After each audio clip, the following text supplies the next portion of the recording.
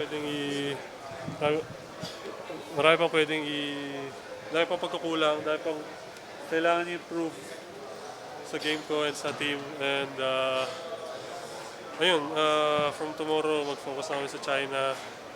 Isipin namin kung ano yung mga pagkukulang namin, kung ano yung may dadagdag namin for next game, and yung mga adjustments, and yun, focus kami sa China. May thoughts mo sa effort ng team? Obviously, yung team naman namin talagang all out naman yung lagi. Medyo may mga lapses lang. Obviously, basketball di mo maiiwasan.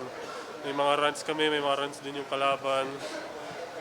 Yun, that's just basketball. I think all around we did a pretty good job.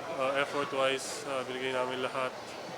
Pero yun nga, minsan talaga di mo talaga makukuha lahat ng gusto mo. So, ayun, they made shots. They played really well. They're a really good team.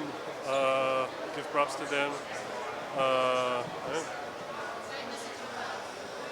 Just continue on supporting us. Obviously, we're trying our best every day.